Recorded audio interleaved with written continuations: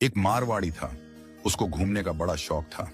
अब वो घूमते घूमते एक ऐसे राज्य में चला गया जहां पर क्या था, हर 5 साल में राजा चुना जाता था, पर चुनाव का तरीका अनोखा था।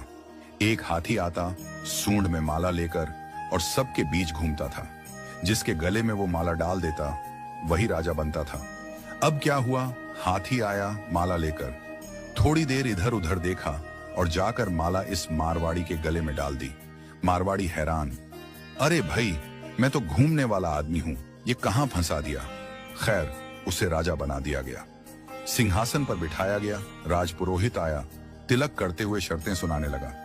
भैया, आपको 5 साल के लिए राजा बनाया जा रहा है, लेकिन 5 साल पूरे होते ही आपको यहां से सैकड़ों किलोमीटर दूर एक उफनती नदी के किनारे छोड़ दिया जाएगा। उस नदी में घड़ियाल हैं, मगरमच्छ हैं, जिनकी वजह से आप नदी पार नहीं कर सकते। अगर किसी तरह पार कर भी गए तो उसके बाद आएगा एक गहरा जंगल जिसमें हिंसक जानवर और खतरनाक राहें हैं।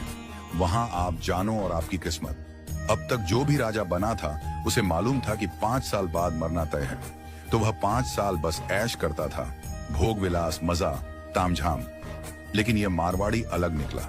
उसने सोचना शुरू किया, अब मुझे 5 साल बाद क्या करना है। राज्य की जो भी आमदनी आती थी उसमें से 51% जनता की भलाई में लगाने लगा, और बचे हुए 49% से उसने अपने आगे की प्लानिंग की। पहले साल उसने नदी पर एक पुल बनवाया, दूसरे साल उस पार के जंगल को साफ करवाया, खेती के लायक जमीन बनवाई, तीसरे साल वहां सड़कें बनवाई, लोग वहां बसने लगे, गांव और मोहल्ले बनने लगे। चौथे साल एक छोटा सा महल बनवाया जहां वह आगे जाकर रह सके। 5वें साल अपने जीवन भर का खर्च, जरूरी चीजें, अनाज, सब कुछ वहां स्टोर करवा दिया। अब 5 साल पूरे हो गए। परंपरा के अनुसार लोग उसे ढोल नगाड़ों के साथ विदा करने आए। लोगों की आंखों में आंसू थे। कहने लगे, ऐसा राजा हमने पहले कभी नहीं देखा। वो राजा था मारवाड़ी, शांत मुस्कान के साथ सबको प्रणाम किया और उस पुल पर चढ़ गया जो उसने खुद बनवाया था। लोग अवाक रह गए। हजारों राजा आए गए, मारे गए, लेकिन ये पहला राजा था जो भवसागर को पार कर गया। कथा का संदेश, हम सभी इस धरती पर सीमित समय के लिए आए हैं। ये जीवन 5 सालों की तरह है।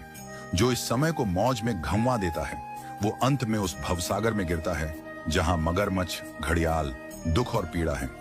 लेकिन जो जीवन का उपयोग अच्छे कर्मों, जनसेवा और प्रार्थना में करता है वो इस जीवन से परे उस पार पहुंच जाता है। तो आज ही से भवसागर पार करने के लिए अपना पुल बनाना शुरू कीजिए, ताकि जब आपका